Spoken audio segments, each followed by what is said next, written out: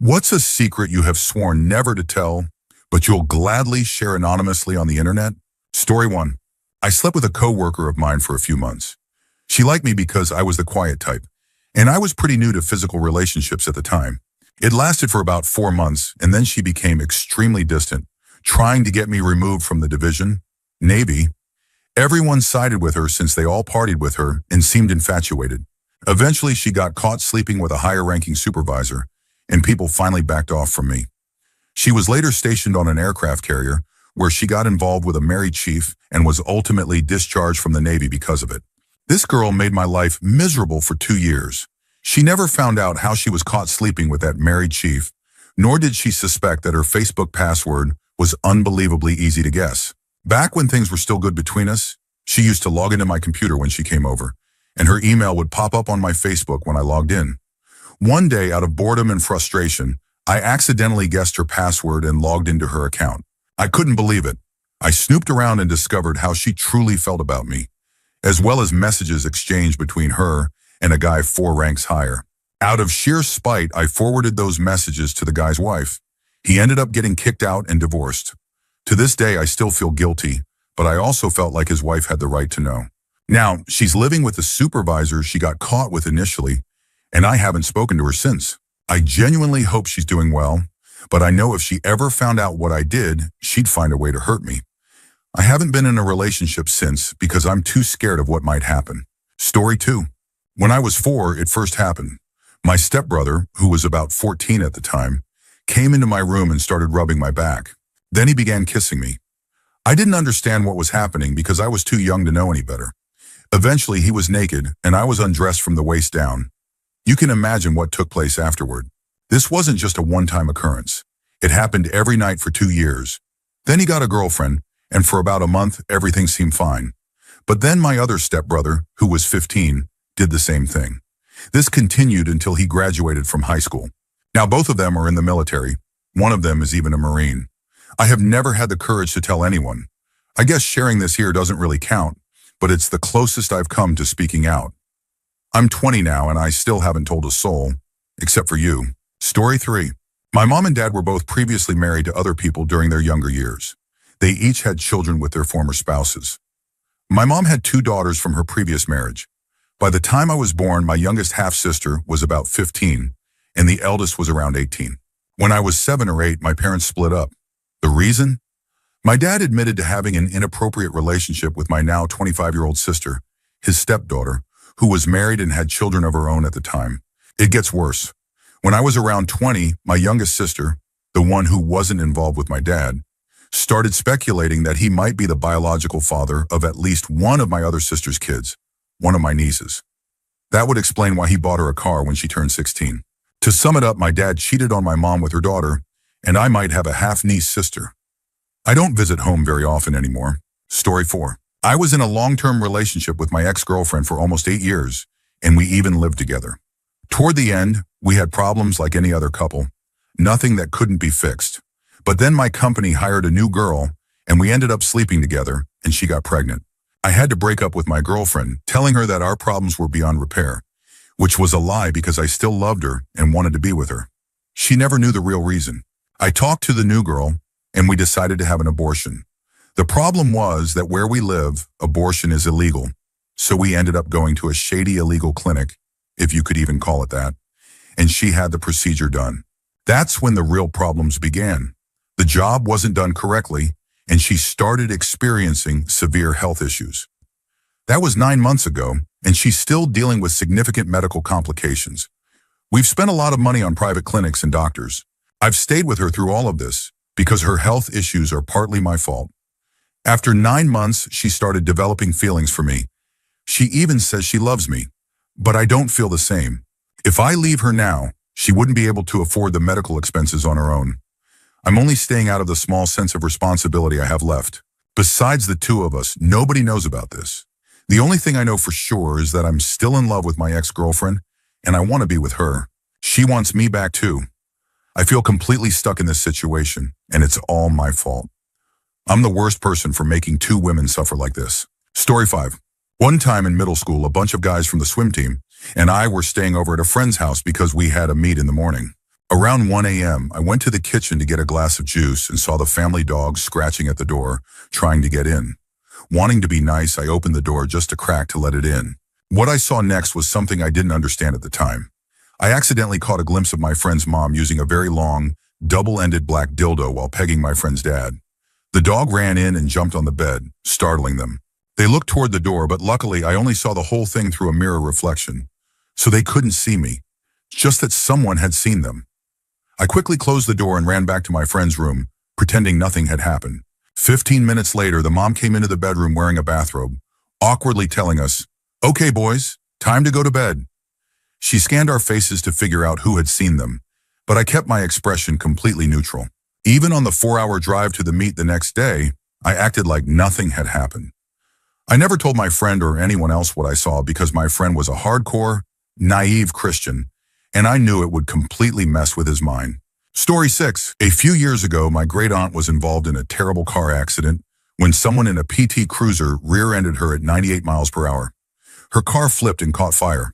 We were all told that she died on impact. The day after her death, I was in my PE class, feeling extremely depressed. That side of my family never really cared for me, but she was one of the few who treated me with compassion, care, and love.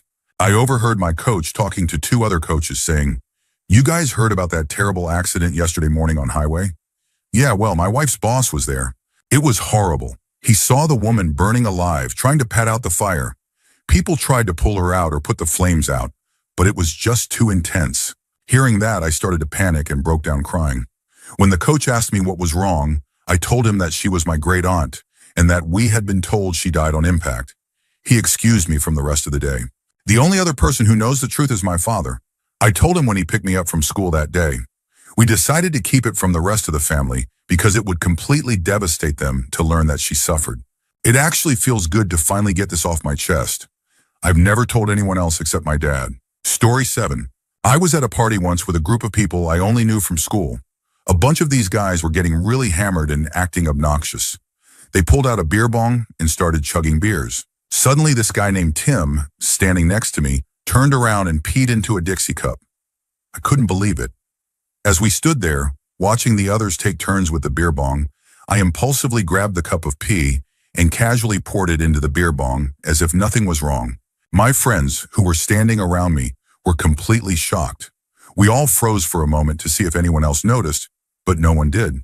We collectively held our breaths as the next guy stepped up to the bong and downed it like a champ. We started cheering, and somehow the guy never suspected a thing. Turns out, Natty Ice really does taste like piss. Story 8. I was born in England but raised in Colombia. During high school, I met this gorgeous Colombian girl. She was 16 and I was 17. We dated for a while, and she always told me to pretend to be just a classmate if her dad came home. I found it odd, but I assumed he was just overprotective. One night, while drinking with friends, I saw her dad pulling into a nearby bar. Curious, I followed to see what he was up to without being noticed. I overheard him talking to another guy around his age saying, "We have to kill this motherfucker. He's stealing from us." It sounded like something out of a gangster movie. I returned to my friends and didn't say anything. A week later, I was at my girlfriend's place for an informal business gathering. Her dad was there with 4 other men, and to my surprise, one of them was Julian's dad, one of my close friends. 2 weeks later, I got a call from a friend saying Julian's dad had been shot outside a bakery. At the funeral, I couldn't shake the memory of that conversation I overheard. Time passed, and I kept dating my girlfriend for over a year.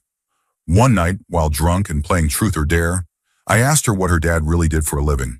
She hesitated but eventually admitted that he was a drug lord.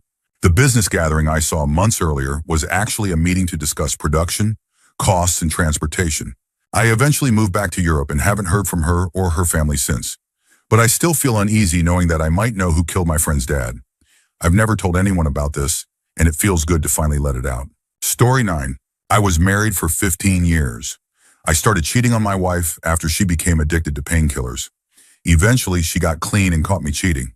We started going to counseling, but I continued cheating and began planning for a divorce, all while she thought we were working things out. Or so I thought. Over the next year, while we were supposedly fixing our marriage and seeing a counselor, she met a guy from another state online. They started having virtual S, and eventually she arranged to visit him for a week. She told me she was visiting an old high school friend, and I believed her completely, planning to be with my girlfriend while she was gone. While with her online boyfriend, they took some drugs. Nothing major, but they mixed badly with her prescription meds. She went into cardiac arrest, the ambulance was called, and she died on the way to the hospital. The death certificate said heart attack, but our family doctor explained that it was likely caused by a drug interaction. The police questioned the guy, but he wasn't charged with anything. I chose not to press charges. He was already living with the horror of what happened. I was woken up in my girlfriend's bed by a call from the police informing me that my wife had died. I had her cremated and scattered her ashes in her favorite place, with both families present. It was a private ceremony. I spent the next year in therapy dealing with the guilt. 4 years later, I married the woman I had been cheating with. That was 2 years ago, and I'm extremely happy now. She knows everything. She's the only one who does, besides you reading this now. I still carry the guilt, though. I've left out key details to keep my identity hidden. There's no way to verify this, but it happened just as I've shared. Storyton. I'm a quiet, articulate, and polite guy who doesn't like sports and prefers the company of women over men. Because of that, when I was a freshman in college, just about everyone assumed I was gay. I wasn't overly flamboyant or anything, but if someone asked, I'd tell them I was straight. Funny enough, I knew plenty of gay guys who found it hilarious that people thought I was one of them. Because of this assumption, a lot of guys didn't mind if their girlfriends hung out in my dorm room while they were drinking and watching sports with the other guys. My room became the go-to spot for the girls to hang out, and there was no way I was going to discourage that. Long story short, over a 9-month span, I ended up sleeping with 7 girls, all of whom were girlfriends of these naive, trusting guys, including the girlfriends of my RA, my roommate, and the guy in the room next door. Basically, I was taking advantage of the misconception that I was gay to fly under the radar and hook up with their girlfriends. I guess I was kind of a man whore, using their bias to my advantage. Story 11. I'm a massive sleepwalker. I've done some crazy stuff in my time, but this incident was the first of its kind and hopefully the last. I was on holiday with a bunch of friends and we got absolutely hammered abroad. Somehow we managed to stumble back to our room unhurt and crash into bed. So far, so good. I was having a weird dream where I was playing pranks on my friends. In the dream, for some reason, I thought it would be funny to take a dump on my friend's bed. It didn't make sense, but it was just a dream. Suddenly, I woke up in that weird state where your body's trying to wake you, but your brain is still foggy. Then I started feeling wet, and that's when I really woke up.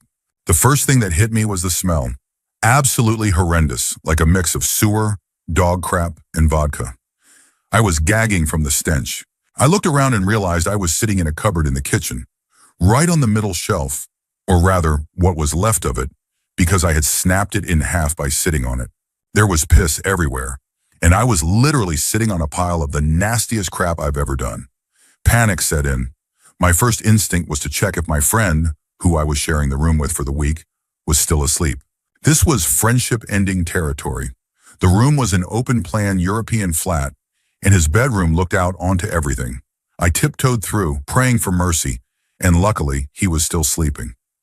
No idea how, because by now the whole flat reeked. I rushed back, grabbed a couple of toilet rolls, and started frantically scooping up the mess. I knew I was on borrowed time. No one could sleep through that stench for long.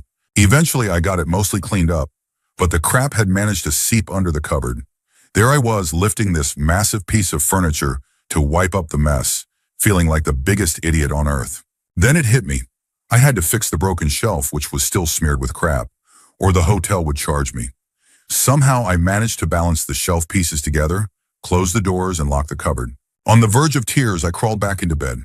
Miraculously, my friend never found out, and the hotel never said a word. But I swear I will never forget that nightmare. Story 12. This story is known only to me. The 5 friends I experienced it with, my girlfriend, my mom, were close. And now, to you. 5 friends and I set out on an adventure to see a concert. The concert was in one city, but since we had about a day to kill, we decided to hit up a big city an hour away. None of us are from big cities, so we thought it would be a good opportunity to stretch our legs, have some beers, relax in a nice hotel room, and maybe play some cards. Here's what actually happened. We ended up buying 90 beers, staying in one of the nicest hotels I've ever seen, and playing the most messed up drinking game imaginable. This led to the idea of getting some of our younger friends into a strip club. That plan didn't work out, so someone suggested bringing the strippers to us. Cue Craigslist. We found a decent-looking stripper named Nancy. Everyone agreed, we made the call, and then the waiting began. Keep in mind, we were all completely wasted. At the time, I was in a relationship, so I decided to skip out on the stripper experience and hit up a bar to meet some locals for an hour. Just as I was getting up to leave, there was a knock at the door. I opened it, and the sight I saw left me speechless. First, a tiny, overweight girl walked in, followed by a 6-foot-tall woman with a hair lip. The shorter one was nearly a midget, probably weighing around 130 pounds. As they walked in, I turned to my friends, and their disappointed faces said it all. As I walked out, I heard one of the women say, "So, which one of you boys is the 19-year-old?" As soon as I got into the hallway, I collapsed on the floor laughing. After a smoke, I realized this was too funny to miss and went back inside. When I returned, I opened the door to find the midget, completely naked, riding one of my buddies on a table. James Brown was playing on a laptop in the background, and one of my friends was chatting up the lady pimp. I sat down and decided to DJ the Weird Dry Humping Fest, playing more James Brown tracks. The midget stripper bounced on everyone in the room except me. I started talking to the lady pimp, getting to know her and asking what it's like to be in her line of work. She was actually pretty chill. Then in my drunken state, I decided I wanted some drugs for the concert and asked if she could help. She made a phone call and told me it would be $80. I asked for collateral and she said, "I'll leave Nancy." Drunk brain, great score, drugs. About 20 minutes later, Nancy started telling us how she had only met the lady pimp about an hour before showing up. Apparently, the lady pimp gave her crack to smoke, and Nancy had no idea who she was. To top it off, Nancy admitted she had run away from home and was only 18. We all freaked out, realizing we were $200 down for the stripper and $80 down for drugs that never arrived. Nancy's story was actually pretty sad, but at that moment, we were too drunk and angry at ourselves for being so gullible. We ended up getting into a huge fight among ourselves and stayed up until 4 a.m., discussing life on a surprisingly deep level. The hangover the next day was brutal, and all I wanted was to go home and see my girlfriend. Luckily, when I finally told her, she just laughed and called us idiots. Looking back, it's one of those stories that seems too ridiculous to be true. We're all down-to-earth students, and if you met us, you'd never think we'd be capable of getting into something like that. Lesson learned, I guess. Story 13. My girlfriend's father is a Baptist minister, one of those stereotypical bigoted types who believes that fags are going to hell. Even though my girlfriend and I have lived together for a few years, he has no idea that I'm gay and she's bi. We've been friends for a long time, so he just assumes we're roommates.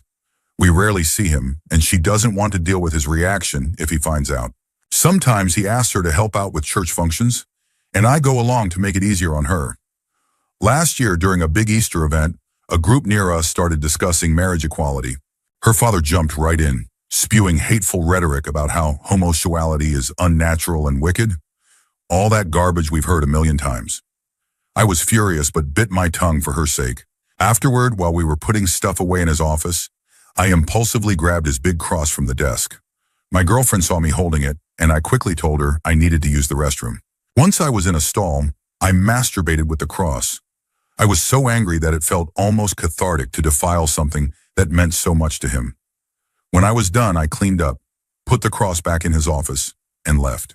Since then, every time my girlfriend has been roped into helping at the church, I go along and pick another of his personal items to defile. We laugh about it every time. It's our little revenge against his hateful beliefs. Story 14. I'll never tell my cat's original owner that he's been found. When I first took him to the vet, they scanned his microchip and gave me the number in the website to contact the owners. They even gave me a brochure with pictures of sad, crying children, telling me that some kid was probably missing their cat. But when I found him, he had a thick copper cable wrapped around his neck as a collar. He could barely meow, and there was a deep indentation around his neck that took months to heal. Why would anyone do that? You can buy a breakaway collar for less than $2. On top of that, he had a clipped ear, indicating he'd been trapped and neutered by someone else while roaming unsupervised. The vet tried to convince me that shelters sometimes clip kittens' ears before sending them to loving families, but I didn't buy it. Screw that. This cat is mine now. He's safe, happy, and well cared for, and I'm never giving him back to whoever let him get treated that way. Story 15. When I was in junior high, my family was being hunted by an organized crime group. Because of that, I had to come straight home after school every day.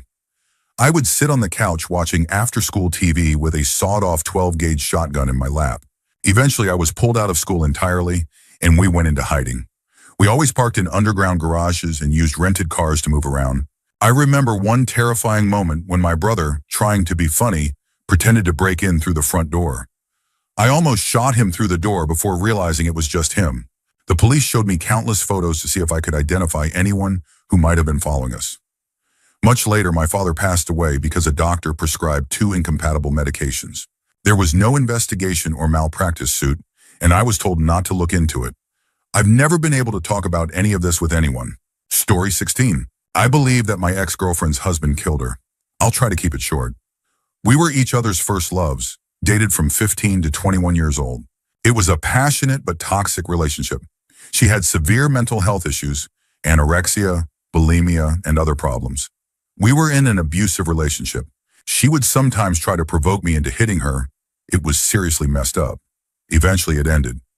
I always loved her and missed her, but I wouldn't go near her again after I grew out of the issues that led me to that relationship. Fast forward 10 years. I was back in my hometown for Christmas and ran into her at the grocery store. We walked to her car together. It was awkward. She laughed nervously and admitted, "I'm still crazy. I'm in a horrible marriage." I told her to leave and start over. She got serious and said, "If I tried to leave, he would kill me." I left feeling sorry for her, but also relieved not to be with her anymore. Last year, 5 years after that encounter, I heard she had died. I reached out to a family member to pay my respects and learn what happened. Her sister broke down when she realized it was me. She told me that my ex used to have unexplained broken bones and other signs of domestic abuse. She said, "I'm sure he killed her." I asked why, and she explained that a month before her death, my ex had told her, in a semi-joking way, "I'd never kill myself, so be suspicious if I do." The case was never investigated, and her body was cremated. She's gone now. I ended up writing a letter to the town's chief of police, telling him to be suspicious if the guy's current wife ever ends up hurt or dead. I have a great life now, a loving family, and I'm happy, but part of me feels guilty, like I could have saved her. I think about it every day, and I feel terrible for understanding, on some level, how someone could be pushed to that point. I still silently apologize to her for not doing more. Story 17. This is the most terrible thing I've ever done, and no one knows about it. When I was in second grade, I used to take a shortcut home with two of my friends, Henry and Freddie. We would climb over a chain-link fence at the back of the school field and cut through the backyard of an abandoned house to get home. The yard was full of sagebrush, tumbleweeds, and trash stuck in the brush. One day, one of them, I can't remember which, they're twins, found a lighter. Being young and dumb, we decided to set an empty Doritos bag on fire. That wasn't enough, so we started burning other things too, until we somehow managed to start a bonfire with flames taller than us. As if burning down an empty lot wasn't bad enough, an elderly blind man came out of the old shack, waving his white cane. I can still see him clearly as the fire spread toward his house while we ran away as fast as we could. When I finally got home, it was 5 hours later than usual, and I got grounded for 2 months. I never told anyone where I had been, which only made my punishment worse. That night, the news showed footage of a house fire that happened suspiciously close to our school. Story 18. I doubt anyone will read this, but I just need to get it off my chest. I exist because of an accidental teenage pregnancy. My dad was 16 and my mom was 17. My biological mom wasn't mature enough to handle a baby, so she left me with her mother to raise. Eventually, my grandparents adopted me when I was 3. During all of this, my dad wanted to take care of me. He knew that my mom's parents wouldn't raise me well, and he wanted to make sure I was all right. I wasn't. Being raised by my grandparents, I was treated like an outsider and endured emotional, verbal, and physical abuse from both my grandfather and his daughter. I grew up feeling isolated, and it led to severe self-esteem issues, an eating disorder, and anxiety. I even attempted suicide. No one knows that I'm aware of the custody battle between my dad and my grandparents. It didn't last long, but I know I would have been happier and more well-adjusted if my dad had raised me. Now that I'm an adult and have gotten to know him, I realize how alike we are and how much better my life could have been. I wish he had fought harder for me back then. Now I just have to make up for lost time. Story 19. This is a long post, but I need to get it off my chest. When I was a kid, my parents fought a lot. I was a sensitive child, so yelling and arguments terrified me. I always feared that they would divorce, and I couldn't imagine life without both of them. Looking back, I realized they were probably just stressed from working so hard to support our family as immigrants. When I was 16, they got into a terrible argument over something minor. In the chaos, my dad hit my mom, and she retaliated by pushing him backward, somehow dislocating his thumb. I don't know the full story as they never acknowledged that it happened afterward. I'll never forget the moment I saw the door fly open, and my mom came running down the hallway, her face bloody, screaming for me to call the police. I was so scared I didn't know what to do. Instead of calling the police, I called a family friend who took my dad to the hospital. I stayed home to console my mom until she fell asleep. Afterward, I went into a robotic state, cleaning up the bloodstains with a brush and water. The next day, I went to school as if nothing had happened. The memory haunted me, and one night while drinking with two friends, I blurted out, "My dad hit my mom."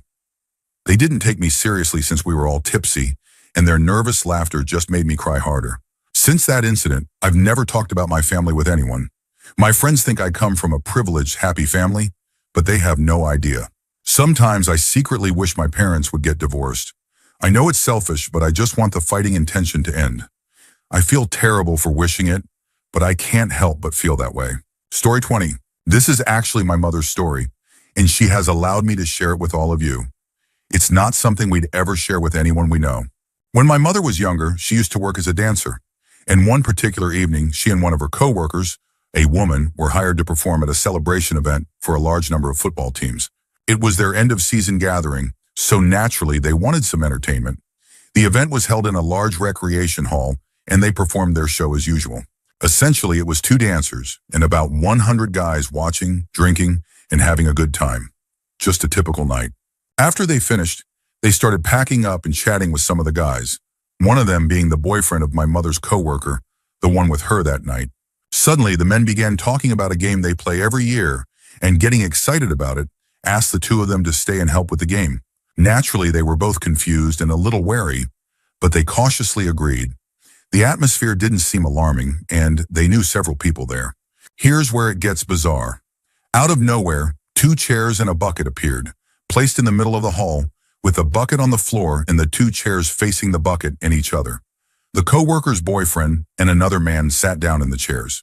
Then one of the men explained that these two were the current and past champions of the game, which still hadn't been explained to either woman. It was then that my mother noticed that the bucket was filled with water and about 100 coins. Amid the cheers of the crowd, the men finally revealed the purpose of the game. The two women were supposed to reach into the bucket of water, grab a coin, and drop it into the open hand of one of the men who had positioned their hands to create a sort of makeshift container. The goal was to see who could hold more coins without dropping any. Speechless for a moment, my mother and her co-worker finally, hesitantly, agreed, with the co-worker helping her boyfriend and my mother helping the other. It should be mentioned that my mother has always had very long, curved fingernails, about an inch long. She was careful to drop the coins gently, as close as possible, without actually touching the man's hand, despite the crowd encouraging her to just drop them in directly. The man flinched each time her nails got near him, which probably made the situation even more awkward.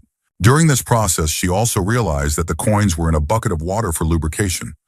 Apparently, this game had been played many times before. She never asked how such a tradition started.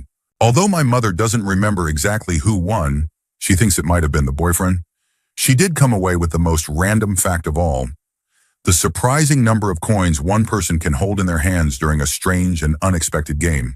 Story 21. This is going to be the absolute first time I have ever shared this, well, written it down in my entire life.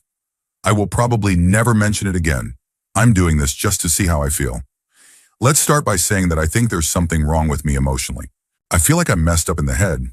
Usually when kids go through traumatic experiences, they end up having issues. But I don't feel messed up, and that worries me. I think I would feel better if someone just said, "Dude, you're crazy, you need to see someone."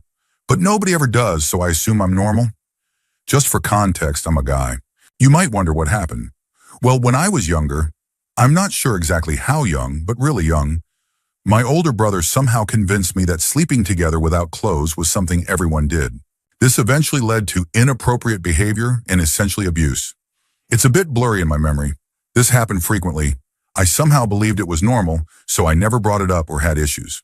The only reason it stopped was that he used to finish elsewhere. But then he started finishing on me.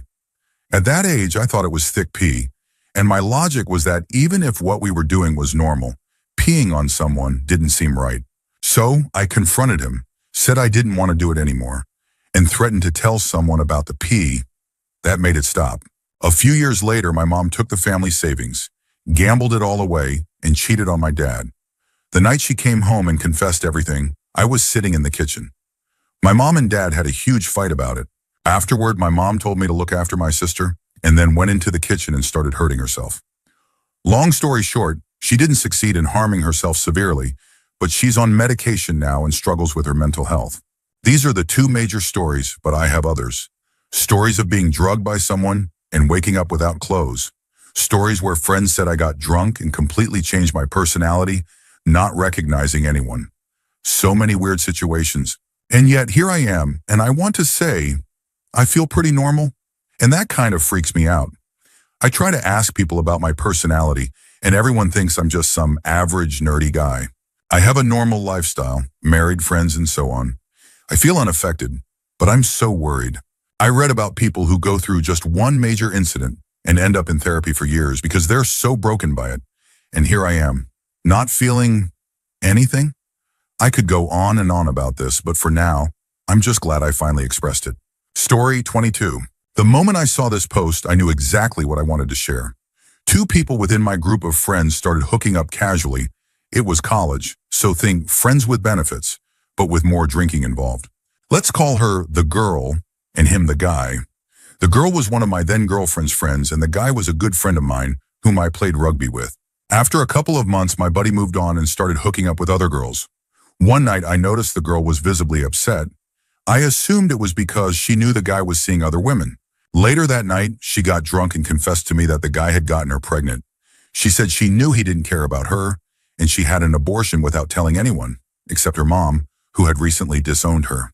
I tried to comfort her and offered the best advice I could, suggesting she seek professional help or counseling. She made me promise not to tell anyone, especially my girlfriend or the guy. It's been 5 years since that night. She moved out of state, but I still see my rugby buddy often. I've never told him. It's been a heavy burden, and it feels good to finally share it with someone. Story 23. When I was a kid, about 7 years old at the time, I had a Superman badge. One of those you get with your birthday cards. It's hard for me to remember all the details, but I remember having a friend over from school, and we were playing superheroes or something like that, wearing our birthday badges that we had collected that year. I was just a typical, thoughtless kid back then and didn't let my younger brother play with us because I wanted to have private superhero time with my school friend.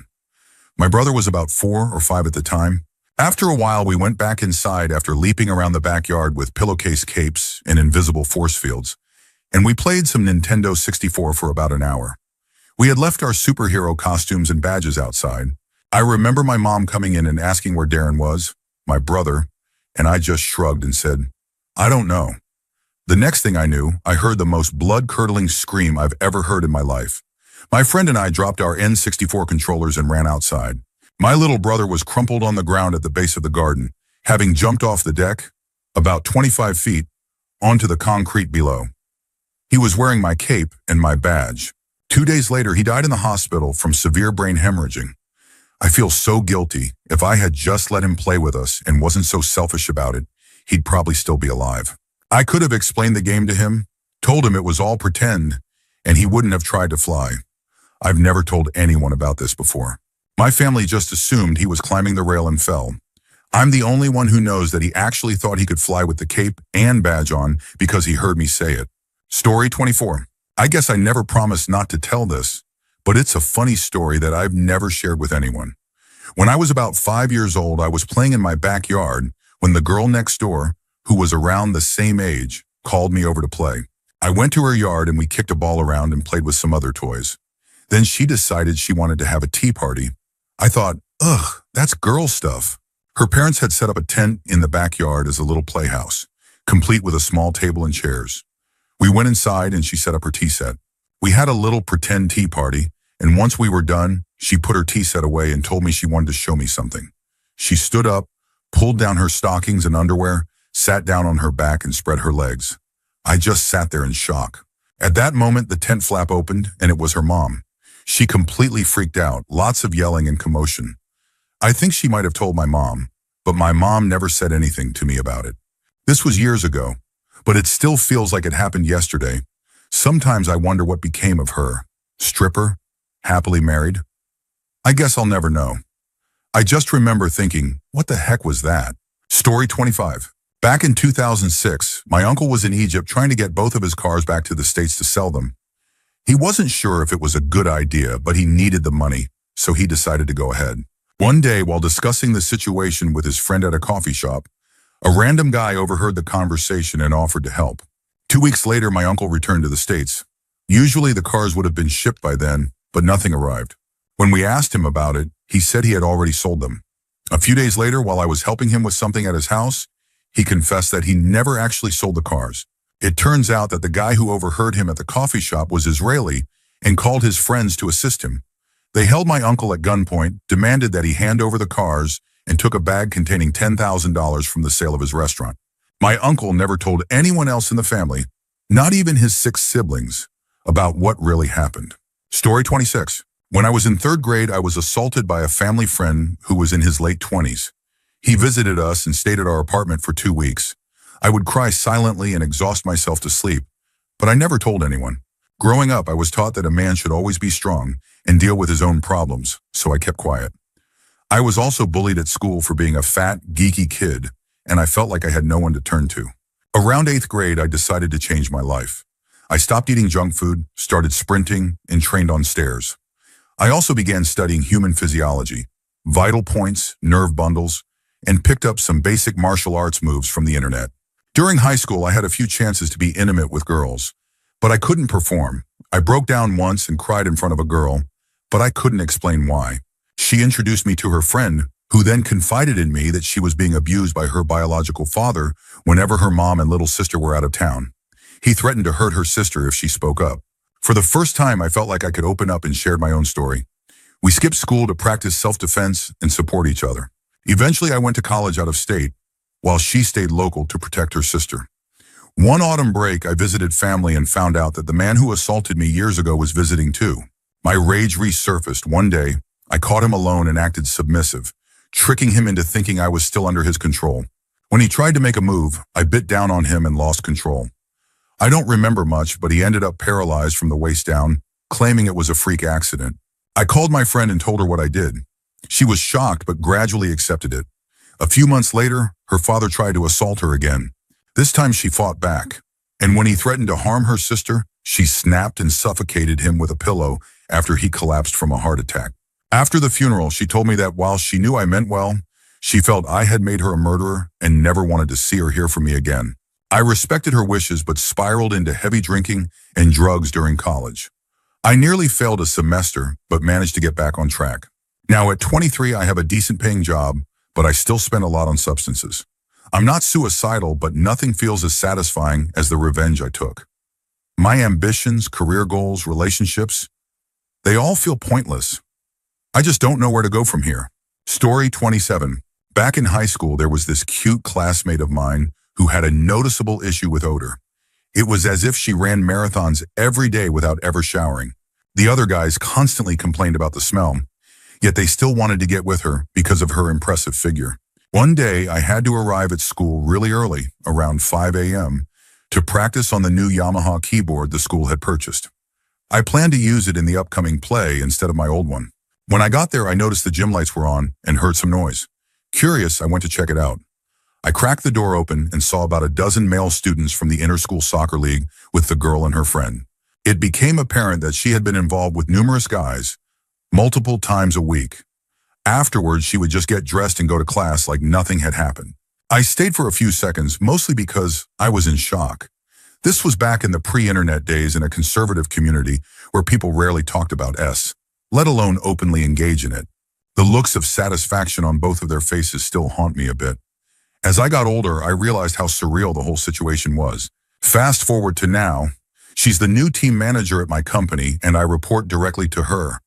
My annual performance review is coming up, and the irony isn't lost on me. Story 28. I'm not sure how to start. This is more of a confession of many secrets, I guess. I regularly experience severe depression, sometimes even suicidal thoughts. Whenever I'm near a bridge or a tall building, I have to step away from the edge to stop myself from jumping. The only thing that truly makes me happy is music, but my parents often take away my iPod for the smallest reasons. On top of that, I have sensitive ears, and my iPod volume gives me tinnitus because I can't seem to get it quiet enough. I don't have many friends, and my family life is pretty dysfunctional. I've never been in a relationship. I'm essentially addicted to sugar and the internet. Both are slowly taking over my life.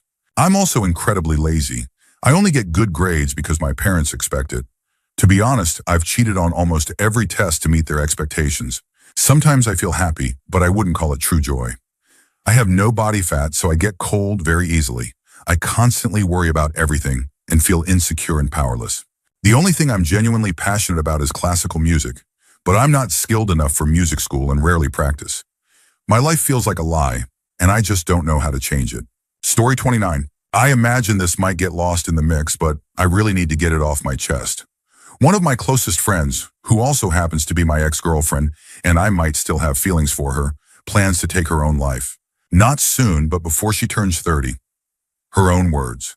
She was abused as a child, has struggled with self-harm, though it's been 2 weeks since her last incident, and deals with severe anxiety. She's very self-conscious about her weight, around 140 pounds at 5 feet 1 inch, and has been battling depression for years.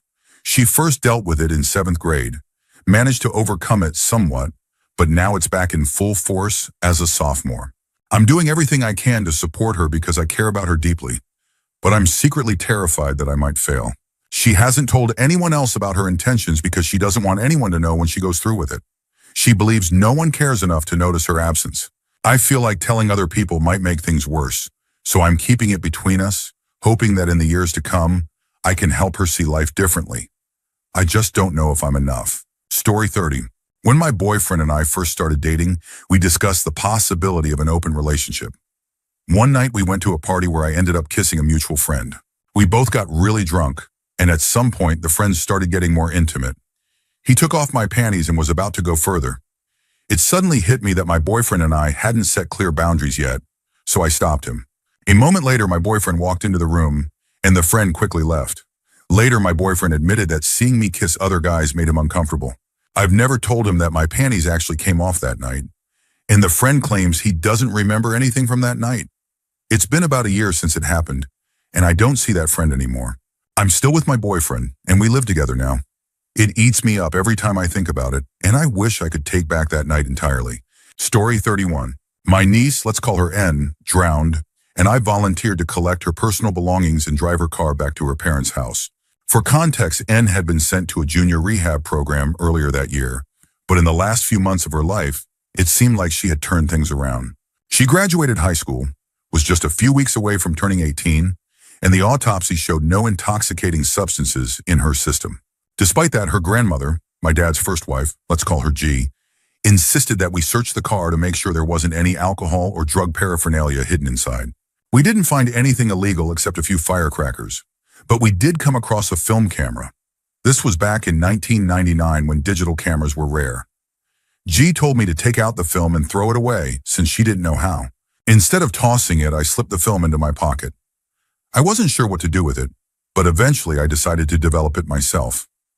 The pictures showed N at a party. Everyone was drinking, clearly underage, but they all looked happy, including N.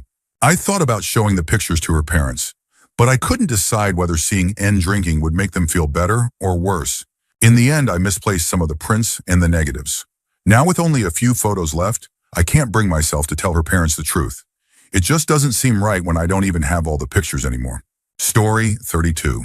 My wife and I have, or had, a theoretically open relationship.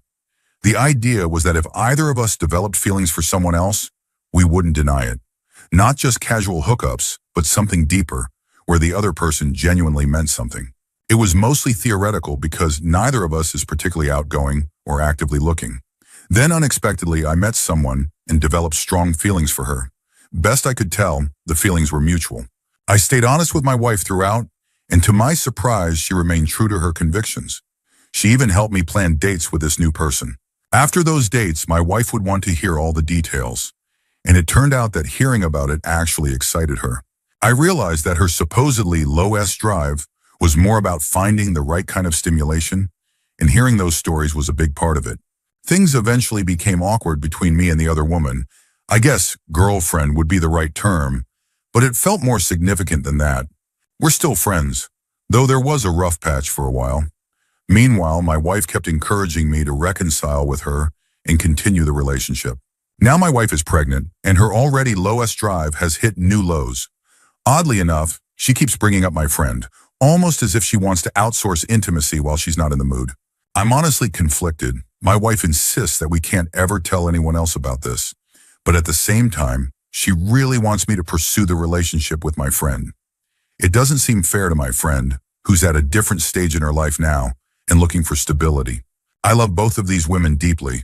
It feels strange to be in love with two people at once, and it's even weirder that my pregnant wife is not only okay with it, but actively wants me to reconnect. I'm just not sure how to handle any of this. Story 33. A few years ago, I was on a company trip to Hawaii. On the first night, some coworkers and I were sitting at the bar having drinks. There were about 500 people from our company at the resort, so we practically took over the whole place.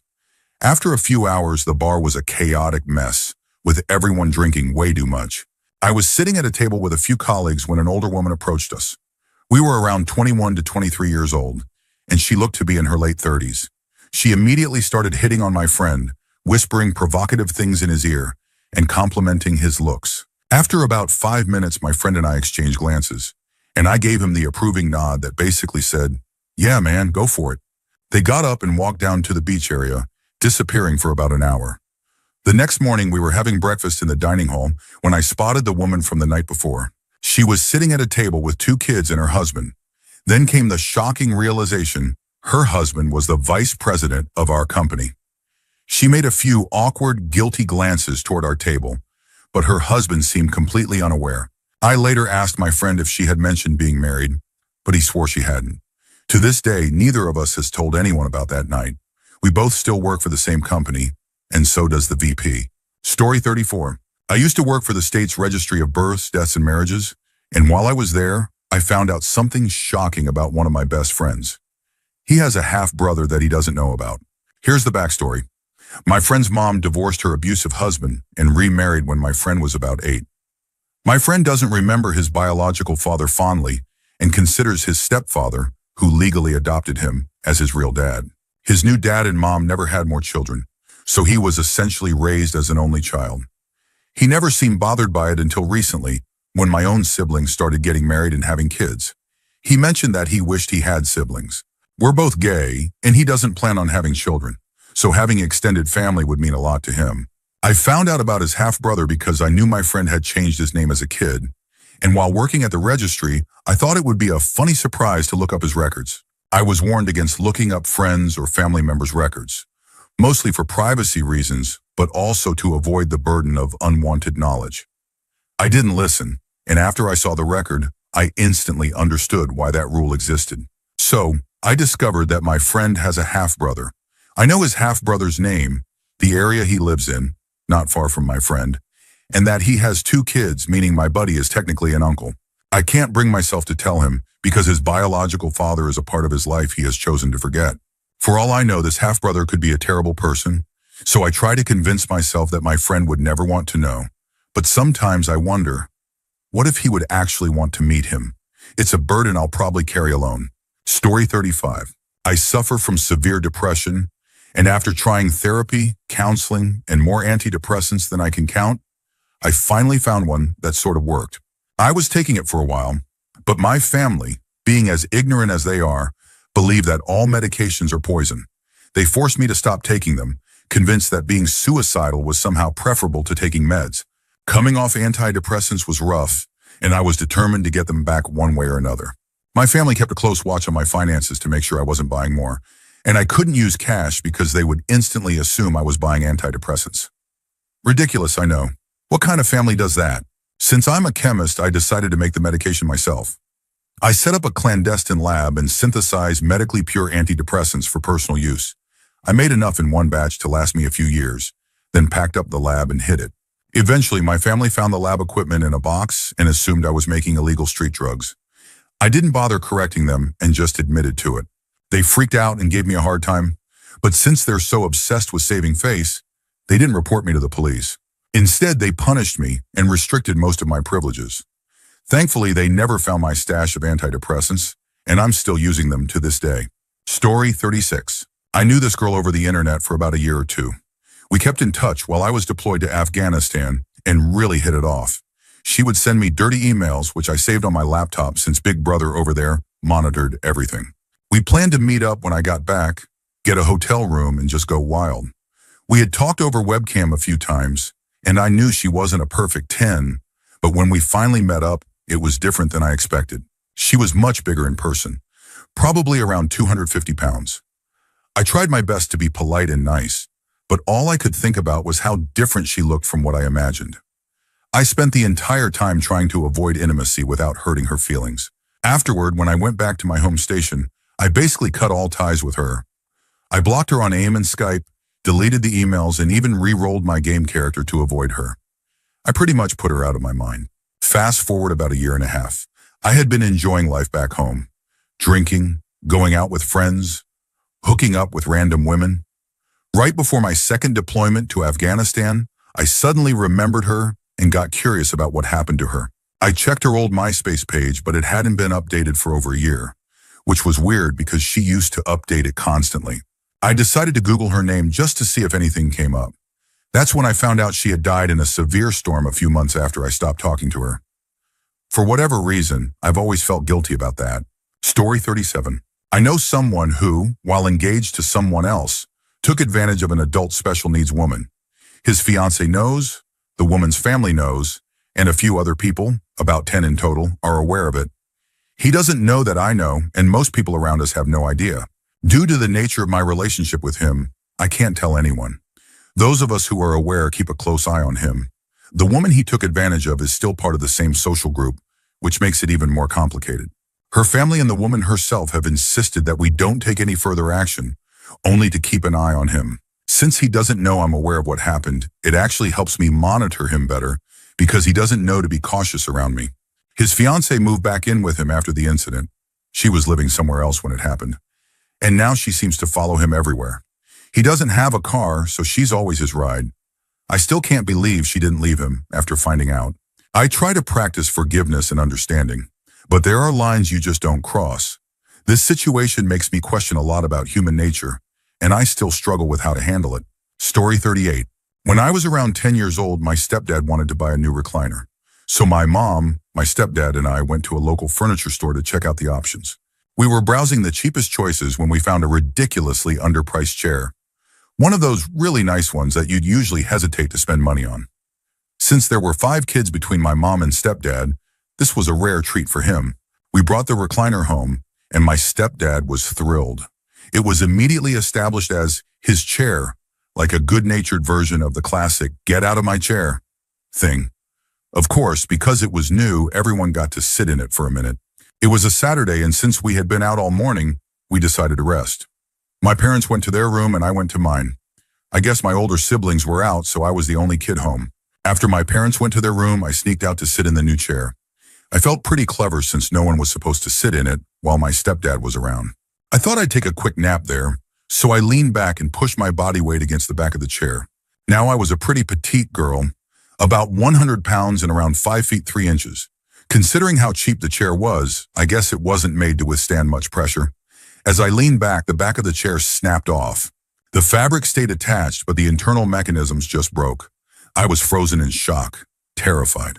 I quickly pushed the chair back into its upright position, making it look as normal as possible, and rushed back to my room.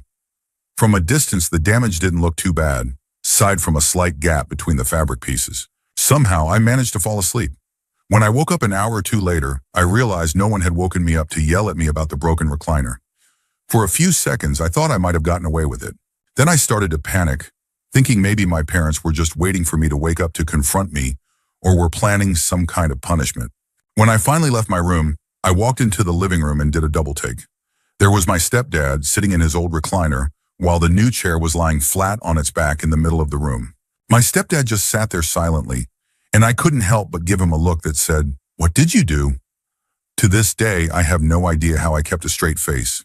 I can only imagine the moment when his 6-foot frame toppled backward out of the new chair. The way he just sat there, defeated in his old recliner. It's still one of the funniest things I've ever witnessed. Story 39. I fell in love with my best friend, a woman, who has been dating an old college buddy of mine for the past 5 years. We always clicked because it was purely platonic at first. We just understood each other completely, almost like soulmates but with different anatomies. I thought my feelings were one-sided, so I kept them buried until one night when she admitted that she was in love with me too. That night we hooked up, and it was the only time in my life, despite having been with dozens of other partners and having 2 long-term relationships, that I ever truly felt like I was making love to someone. We spent the whole night talking, like we were getting to know each other for the first time. We made a pact that night to wait at least a year after she broke up with my buddy before pursuing anything serious to give him time to heal. But here we are, a year later, and she's still with him. I wake up every day feeling the same combination of despair, anger, and guilt. She made her choice to stay with him, even though he's honestly kind of a useless, unmotivated guy. The reasons she gave for staying wouldn't make sense to anyone, including me. I can't hang out with my old friends anymore because it just feels wrong. I want to be happy, but I can't shake the guilt of wanting her when it would hurt my friend. I know I sound selfish, but I've never loved anyone the way I love her, and it just feels like the universe played a cruel joke on me. There, I said it. I fell in love in the worst possible way. Story 40. Last summer, I was making money as a pot dealer. I wasn't a big-time dealer or anything, but I had a steady customer base.